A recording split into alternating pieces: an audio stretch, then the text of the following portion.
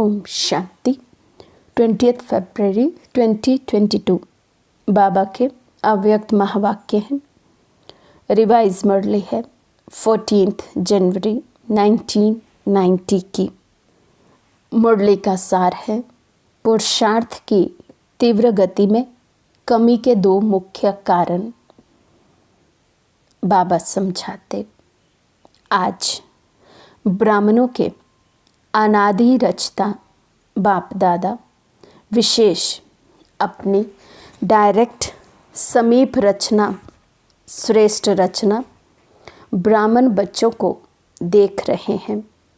बाप दादा की अति प्यारी रचना ब्राह्मण आत्माएं हो, जो समीप और समान बनने के लक्ष्य को सदा स्मृति में रख आगे बढ़ रहे हो, तो आज ऐसी आदि रचना को विशेष रूप से देख रहे थे।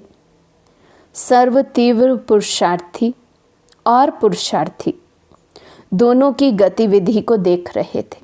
तो बाबा दो कैटेगरी में हम बच्चों को देख रहे हैं, एक बच्चे जो तीव्र पुरुषार्थी हैं और दूसरे जो साधारण पुरुषार्थी हैं। बाप दादा द्वारा मिली हुई श्रेष्ठ सहज विधि द्वारा कब तीव्र गति व कब तीव्र कभी कम गति दोनों ही प्रकार के ब्राह्मण बच्चों को देखा। पढ़ाई, पालना और प्राप्ति सबको एक जैसी एक द्वारा मिल रही है, फिर गति में अंतर क्यों? तो बाबा पूछ रहे हैं, जब बाबा पढ़ाई, पालना और प्राप्ति सभी बच्चों को एक समान कराते हैं, फिर भी बच्चों की गति में अंतर क्यों है? बाबा कहते, तीव्र पुरुषार्थी अर्थात फर्स्ट डिवीज़न वाले और पुरुषार्थी अर्थात सेकंड डिवीज़न में पास होने वाले। आज विशेष सभी का चार्ट चेक किया, तो हम स्वयं भी अपना चार्ट चेक करें। जब बाबा ने मेरा चार्ट देखा होगा तो क्या नज़र आया होगा बाबा को? मैं कैसा पुरुषार्थी हूँ? तीव्र पुरुषार्थी हूँ, मध्यम हूँ या कनिष्ठ हूँ? बाबा कहते, कारण बहुत हैं, लेकिन विशेष दो कारण हैं। चाहना सबकी फर्स्ट डिवीज़न की है, सेकंड डिवीज़न में आना कोई नहीं चाहता, लेकिन लक्ष्य और लक्षण दोनों में अंतर पड़ जाता है। विशेष दो कारण क्या देखे? तो बाबा कहते, सभी बच्चों का लक्ष्य तो है कि हम नंबर 1 पर जाएं, फर्स्ट डिवीज़न में पास हों, लेकिन लक्षण में बाबा कहते अंतर पड़ जाता है। और दो कारण है उसके। एक, संकल्प शक्ति जो सबसे श्रेष्ठ शक्ति है, उसको यथार्थ रीति स्वयं प्रति व सेवा प्रति समय प्रमाण कार्य में लगाने की यथार्थ रीति नहीं है। दूसरा कारण, वाणी की शक्ति को यथार्थ रीति समर्थ रीति से कार्य में लगाने की कमी है। एक संकल्प शक्ति और दूसरा वाणी की शक्ति। बाबा कहते दोनों को ही यथार्थ रीति यूज़ नहीं करते हैं, समय प्रमाण सेवा में नहीं लगाते हैं। इन दोनों में कमी का कारण है यूज़ के बजाय लूज़ हैं हम। वाणी भी हमारी लूज़ है, संकल्प भी लूज़ है, इसलिए यथार्थ यूज़, यथार्थ प्रयोग सेवा में उनका हम कर नहीं पाते हैं। शब्दों में अंतर थोड़ा है, लेकिन परिणाम में बहुत अंतर पड़ जाता है। यूज़ और लूज़, बाबा कहते शब्द में अंतर नहीं है अधिक, लेकिन उसके रिजल्ट में बहुत बड़ा अंतर पड़ जाता है। बाप दादा ने सिर्फ 3-4 दिन की रिजल्ट देखी, टोटल रिजल्ट नहीं देखी। जो बाबा ये रिजल्ट सुना रहे हैं, हमारी केवल 3-4 दिन की रिजल्ट है। यदि बाबा टोटल रिजल्ट सुना दें, जब से हम बाबा के बने तब से लेकर अब तक, तो माइनस में खाता चला जाएगा। बाबा कहते, हर एक की 3-4 दिन की रिजल्ट में क्या देखा। अब हम खुद भी अपने को चेक करें, पिछले बीते 3-4 दिन उसमें मेरे संकल्प शक्ति, वाणी शक्ति कहाँ कहाँ वेस्ट गई है। 50% अर्थात आधा आधा संकल्प और बोल में, दोनों शक्तियों में के जमा का खाता 50% आत्माओं का, 40% और व्यर्थ व साधारण का खाता 60% देखा। हम टोटल बच्चों में से 50% बच्चे बाबा ने ऐसे देखे जिनका 40% जमा का खाता था और 60% व्यर्थ का खाता था। तो अब हम अपना फाइनल चेक करें, मैं घाटे में गया या मुनाफा कमाया। तो सोचो, जमा कितना हुआ, ज़्यादा वजन किसका हुआ। इसमें भी वाचा के कारण मनसा पर प्रभाव पड़ता है। मनसा वाचा को भी अपनी तरफ खींचती है।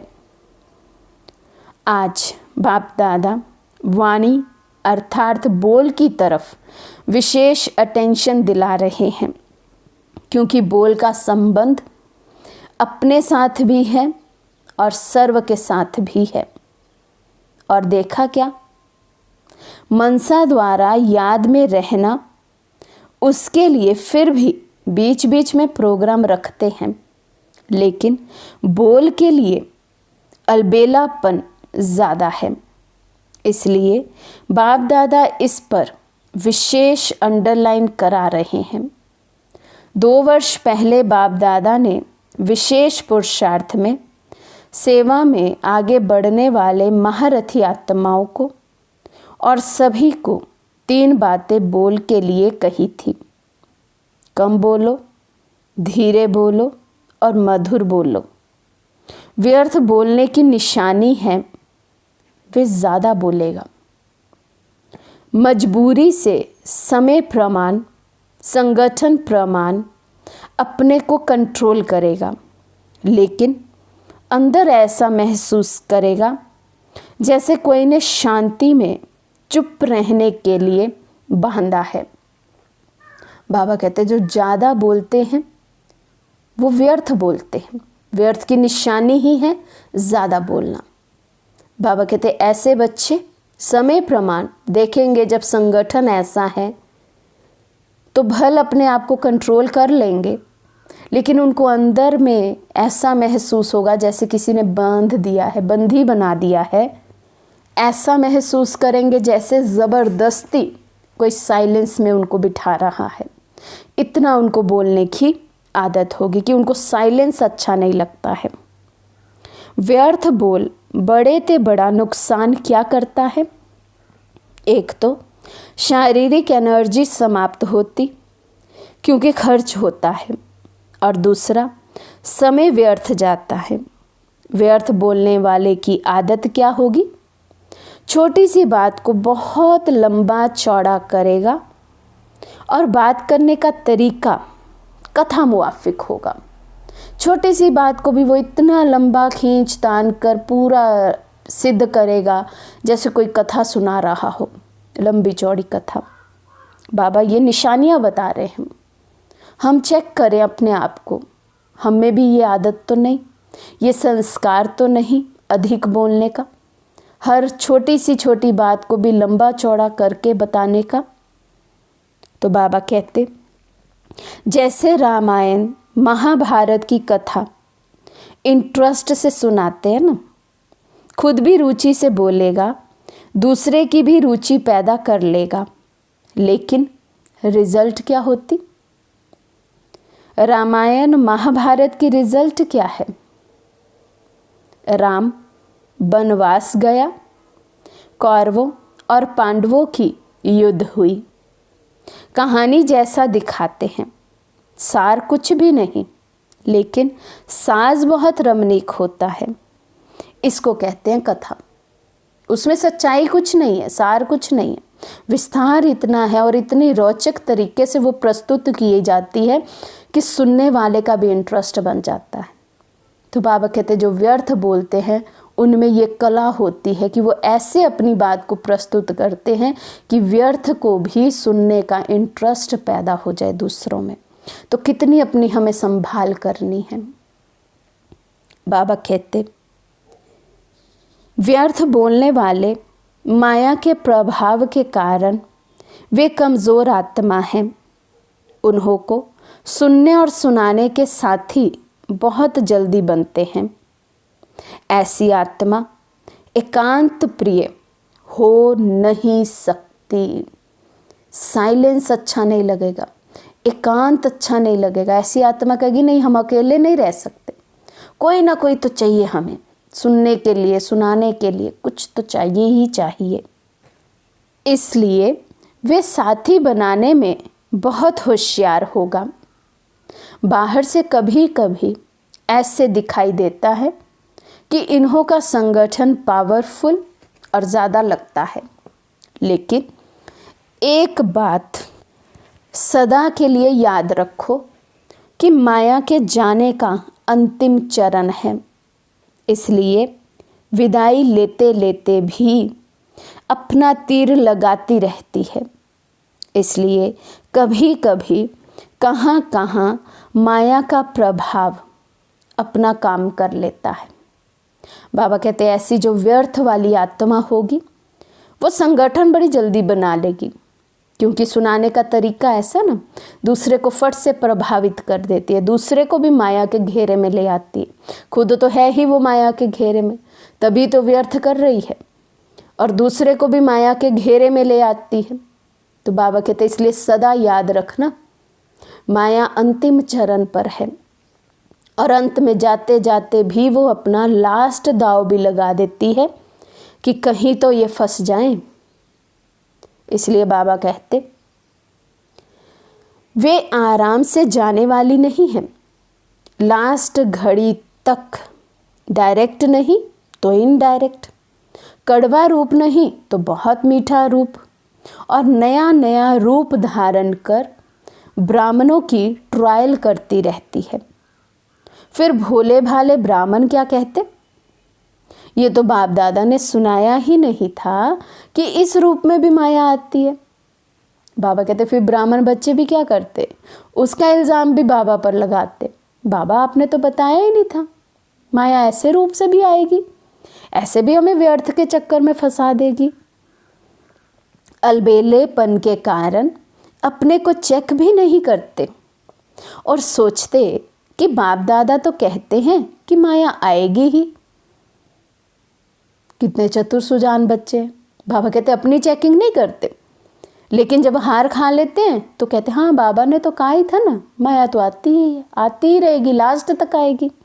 लेकिन बाबा ने ये भी तो कहा है कि तुम विजयी रतन हो, तुम माया से हार खाने वाले नहीं हो। ये याद नहीं रहता बच्चों को। तो आधा अक्षर याद रखते हैं कि माया आएगी, लेकिन माया जीत बनना है ये भूल जाते हैं। और बात व्यर्थ व साधारण बोल के भिन्न भिन्न रूप देखे। एक सीमा से बाहर अर्थात लिमिट से परे हंसी मजाक, दूसरा टॉन्टिंग वे, तीसरा इधर उधर के समाचार इकट्ठे कर सुनना और सुनाना, चौथा कुछ सेवा समाचार और सेवा समाचार के साथ सेवाधारियों की कमजोरी का चिंतन, ये मिक्स चटनी, व पांचवा अयुक्ति युक्त बोल जो ब्राह्मणों की डिक्शनरी में है ही नहीं। ये 5 रूपरेखाएं देखी तो इन 5 बातों को हम चेक करें। 5 के संस्कार मुझ में तो नहीं है। यदि किसी एक का भी ये संस्कार हुआ, एक भी पॉइंट यदि मुझ में है संस्कार रूप में, तो मैं अंत में फेल हो सकता हूँ। इसलिए बहुत गहराई से अपने को चेक करें और चेंज करें। तो रिपीट करते हैं, पहला बाबा ने कहा सीमा से बाहर, अर्थात लिमिट से परे जाकर हंसी मजाक करना, लौकिक रीति हंसी मजाक करना ब्राह्मणों की शान नहीं है।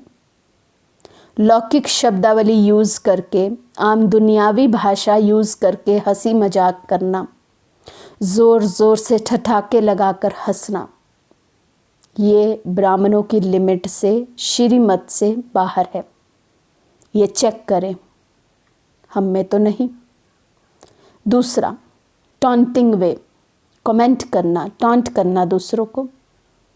तीसरा, बाबा कहते इधर उधर के समाचार इकट्ठे करके फिर सुनना और सुनाना, इसकी बात उसको, उसकी बात इसको, ये भी व्यर्थ है। चौथा, बाबा कहते कुछ तो सेवा समाचार की लेन देन करना, और सेवा समाचार की लेन देन के साथ साथ सेवाधारियों की कमजोरियों की भी लेन देन कर लेना।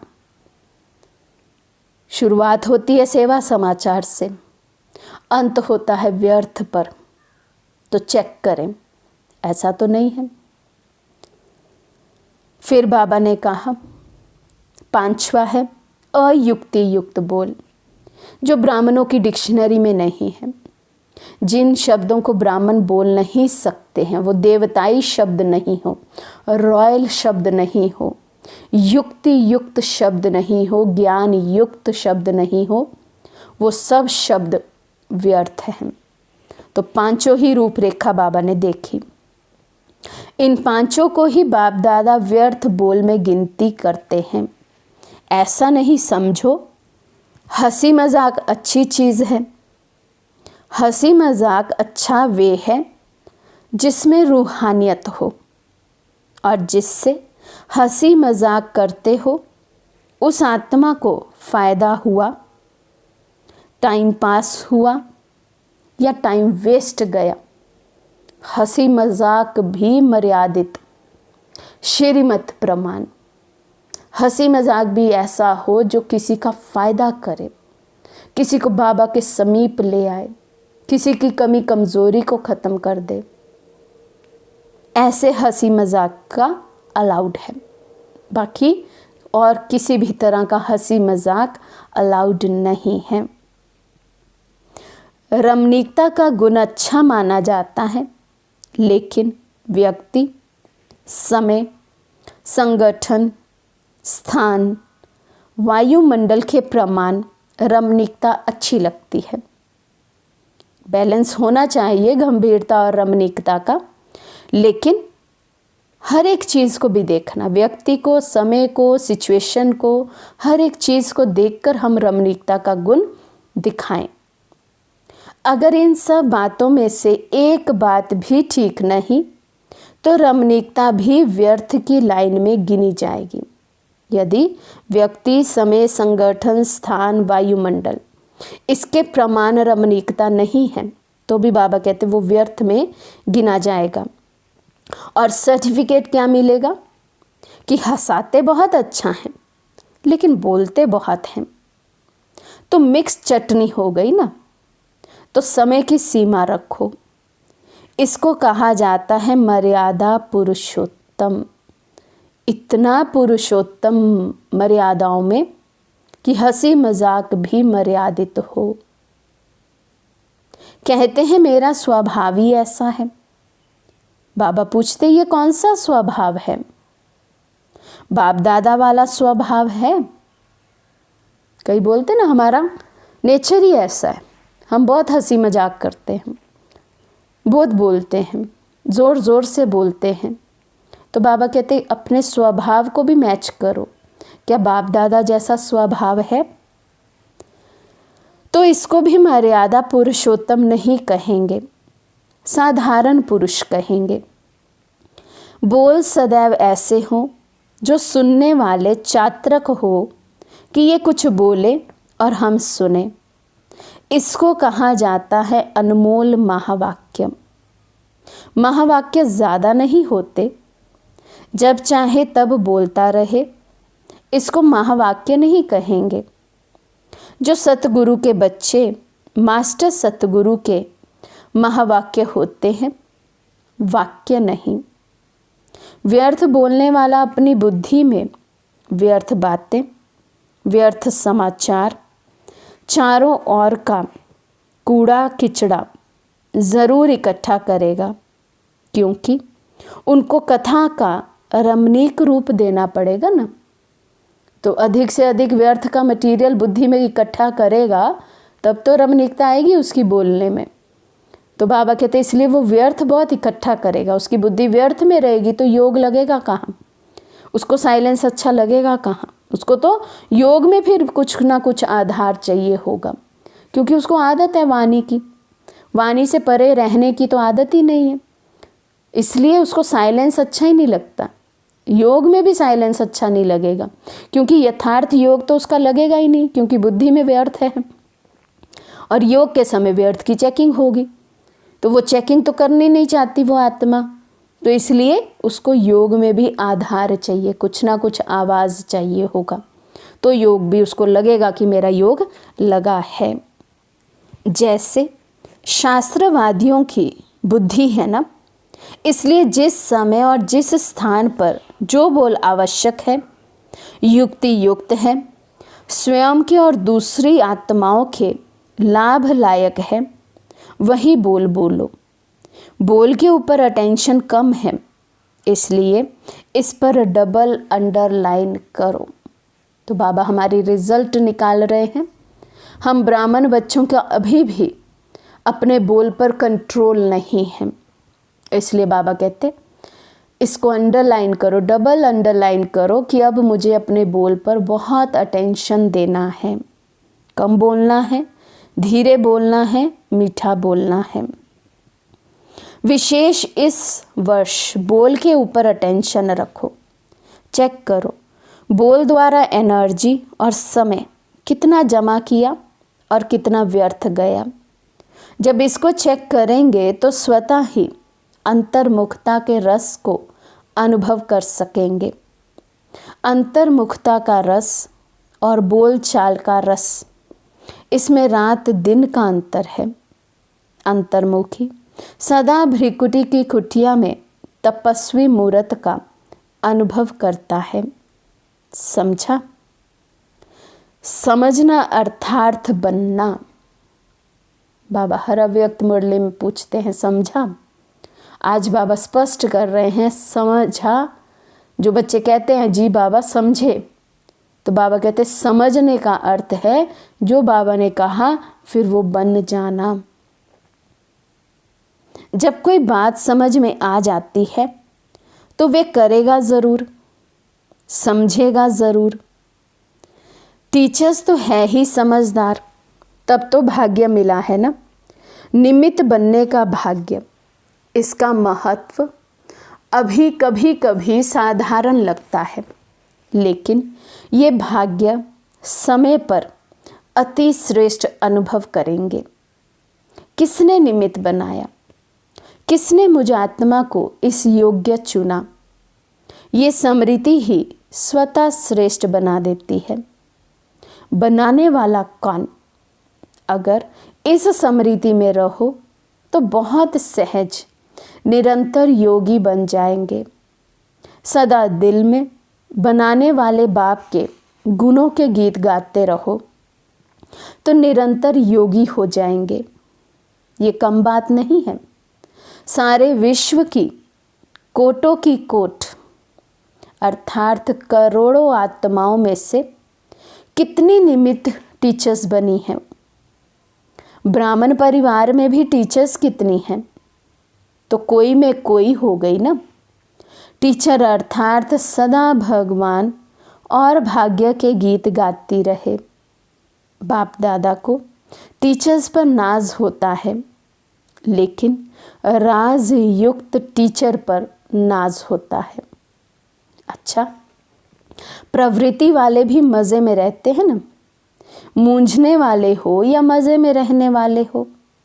ब्राह्मण जीवन में हर सेकंड तन मन धन जन का मज़ा ही मज़ा है। आराम से सोते हो, आराम से खाते हो, आराम से रहना खाना सोना और पढ़ना। और कुछ चाहिए क्या? बाबा कहते इसके सिवाय कुछ चाहिए? प्रवृत्ति वालों को भी पढ़ना भी ठीक है या अमृत वेले सो जाते हो? ऐसे कई बच्चे करते हैं। कहेंगे सारी रात जाग रहे थे, सुबह को नींद आ गई। कहते ना, ऐसे कई बच्चे कहते हैं, अरे आज तो मुझे सारी रात नींद नहीं आई, इसलिए सुबह अमृत वेले ही तो सोया था मैं, इसलिए आज अमृत वेला नहीं हुआ। फिर क्या हुआ, सारी रात तो जागा ही था ना मैं। तो बाबा कहते कई बच्चे ऐसा कहते हैं। तो बाबा कहते ऐसे कई बच्चे करते हैं। कहेंगे सारी रात जाग रहे थे, सुबह को नींद आ गई। या एक सेवा करेंगे तो अमृत वेले को छोड़ देंगे। तो बाबा कहते जमा क्या हुआ? कल बहुत सेवा की थी, थक गए, आज तो सुबह नहीं उठा जाएगा, अब तो रात को तो बहुत लेट भी हो गए थे सेवा में। तो बाबा कहते फिर जमा क्या किया? एक सब्जेक्ट में पास तो दूसरे में फेल हो गए, तो रिजल्ट तो फेल की ही है, तो जमा तो कुछ भी नहीं हुआ। एक्स्ट्रा जमा तो नहीं हुआ ना। एक तरफ सेवा की, दूसरे तरफ अमृत वेला मिस किया, तो क्या हुआ? लेकिन नेमीनाथ मुआफिक, ऐसे झुटके खाते नहीं बैठना। तो बाबा कहते कई बच्चे नेमीनाथ बनकर बैठ तो जाते हैं, लेकिन फिर झुटके खाते रहते हैं। वे टीवी बहुत अच्छी होती है, जैसे वे योग के आसन करते हैं ना, अनेक प्रकार के पोज बदलते रहते हैं, तो यहाँ भी ऐसे हो जाते हैं। सोचते हैं सहज योग है ना, इसलिए आराम से बैठो। कईयों की तो ट्यून भी बाप दादा के पास सुनने में आती है। कई तो बाबा कहते खराटे भी ऐसे लेते हैं, ट्यून भी सुनने को आती है बाबा के पास। कई तो झुटके मारते रहते हैं, अलग अलग पोज में झुटके मारते हैं, अलग अलग पोज में सोते हैं। तो बाबा के पास वतन में जो टीवी है, बाबा कहते उस समय की सीन, उस समय के अमृत वेले का दृश्य, बच्चों का बहुत सुंदर सुंदर दृश्य, वैरायटी दृश्य बाबा को वतन में देखने को मिलते हैं। बाप दादा के पास वे भी कैसेट है, तो अब डबल अंडरलाइन करेंगे ना, फिर बाप दादा सुनाएंगे कि रिजल्ट में कितना अंतर पड़ा। अच्छा, चारों ओर के श्रेष्ठ लक्ष्य और श्रेष्ठ लक्षण धारण करने वाले तीव्र पुरुषार्थी आत्माओं को, सदा अपने बोल को समय और संयम में रखने वाले पुरुषोत्तम आत्माओं को, सदा महावीर बन माया के सर्व रूपों को जानने वाले नॉलेजफुल आत्माओं को, सदा हर सेकंड मौज में रहने वाले बेफिक्र बादशाहों को बाप दादा का याद प्यार और नमस्ते। हम रूहानी बच्चों की रूहानी बाप दादा को दिल व जान सिख व प्रेम से नमस्ते नमस्ते नमस्ते जी। अव्यक्त बाप दादा की पार्टियों से मुलाकात। फर्स्ट पॉइंट, साइलेंस की शक्ति को अच्छी तरह से जानते हो। साइलेंस की शक्ति सेकंड में अपने स्वीट होम शांति धाम में पहुंचा देती है। साइंस वाले तो और फास्ट गति वाले यंत्र निकालने का प्रयत्न कर रहे हैं, लेकिन आपका यंत्र कितनी गति, तीव्र गति का है। सोचा और पहुंचा। ऐसा यंत्र साइंस में है जो इतना दूर बिना खर्चे के पहुंच जाए। बाबा कहते हम परम धाम तक एक सेकंड में पहुंच जाते हैं। सोचा और पहुंचे। और साइंस वाले ऐसा कोई यंत्र अभी तक नहीं बना पाए जो बिना खर्चे के इतनी दूर तक पहुंच सके। वो तो एक एक यंत्र बनाने में कितना खर्चा करते हैं, कितना समय और कितनी एनर्जी लगाते हैं। आपने क्या किया? बिना खर्चे मिल गया। ये संकल्प की शक्ति सबसे फास्ट है। आपको शुभ संकल्प का यंत्र मिला है, दिव्य बुद्धि मिली है। शुद्ध मन और दिव्य बुद्धि से पहुंच जाते हो।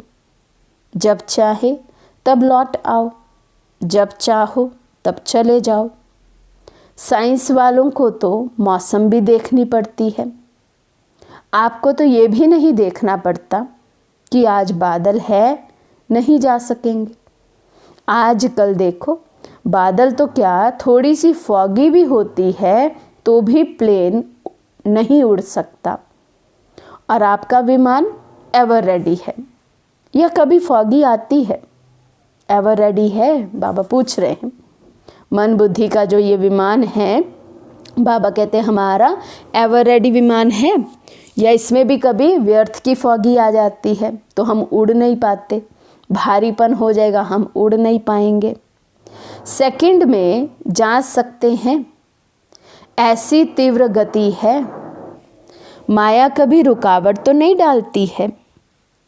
मास्टर सर्वशक्तिमान को कोई रोक नहीं सकता।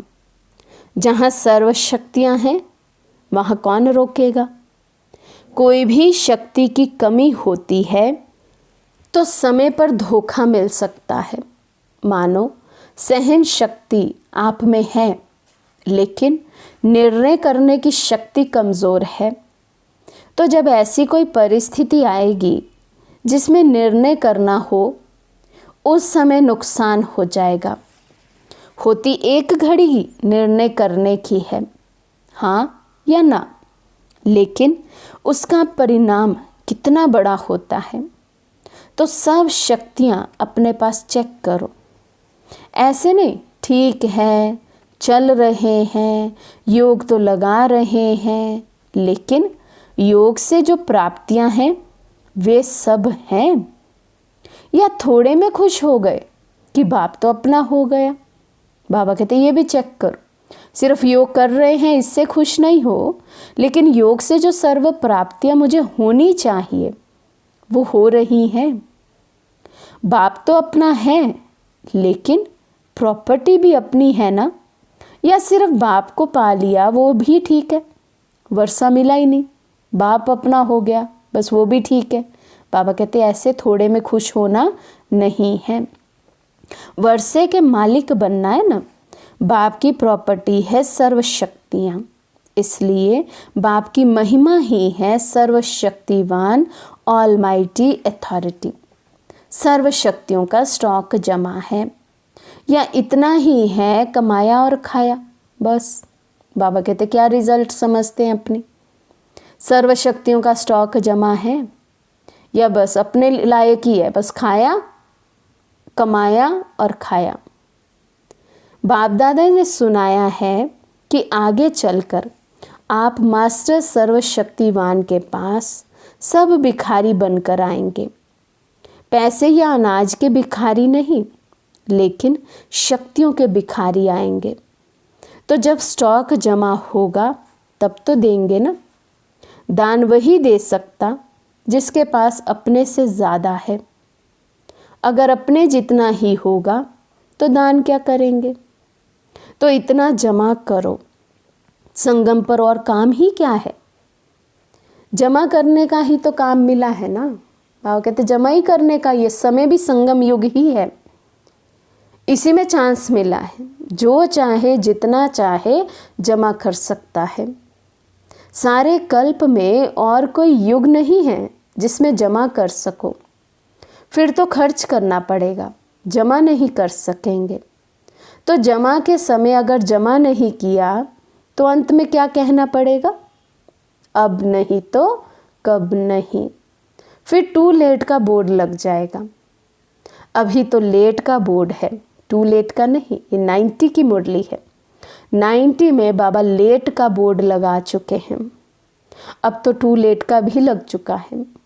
इसलिए अब तो हमारी बहुत बहुत बहुत तीव्र गति होनी चाहिए। सभी माताओं ने इतना जमा किया है।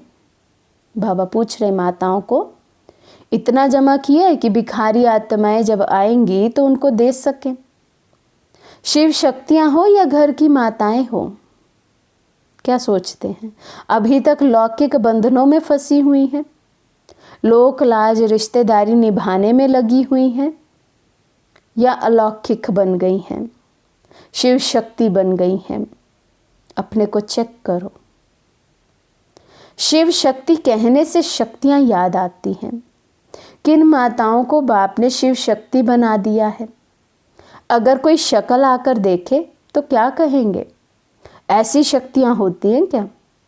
लेकिन बाप ने पहचान लिया कि ये वे आत्माएं शक्तिशाली हैं। बाप तो आत्माओं को देखता है, ना बूढ़ा देखता, ना जवान देखता, ना बच्चा देखता। आत्मा तो बूढ़ी व छोटी है ही नहीं। तो ये खुशी है ना कि हमको बाबा ने शिव शक्ति बना दिया।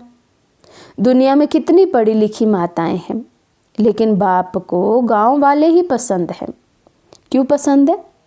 सच्चे दिल पर साहिब राजी, सच्चे दिल से चलते हैं, भावना से चलते हैं। इसलिए बाबा कहते मुझे गांव की भोली भाली माताएं ज़्यादा पसंद हैं। बाप को सच्ची दिल प्यारी लगती है। जो भोले होंगे उन्हें झूठ कपट करना नहीं आएगा। जो चालाक चतुर होते हैं उसमें ये सब बातें होती हैं। तो जिसकी दिल भोली है अर्थात दुनिया की मायावी चतुराई से परे है, वे बाप को अति प्रिय है। बाप सच्ची दिल को देखता है, बाकी पढ़ाई को, शक्ल को, गांव को, पैसे को नहीं देखता। सच्ची दिल चाहिए, इसलिए बाप का नाम दिल वाला है। अच्छा, आज का वरदान है, दृढ़ निश्चय द्वारा फर्स्ट डिवीज़न के भाग्य को निश्चित करने वाले मास्टर नॉलेजफुल भव। दृढ़ निश्चय द्वारा फर्स्ट डिवीज़न के भाग्य को निश्चित करने वाले मास्टर नॉलेजफुल भव। दृढ़ निश्चय भाग्य को निश्चित कर देता है। जैसे ब्रह्मा बाप फर्स्ट नंबर में निश्चित हो गए, ऐसे हमें फर्स्ट डिवीज़न में आना ही है। ये दृढ़ निश्चय हो। ड्रामा में हर एक बच्चे को ये गोल्डन चांस है।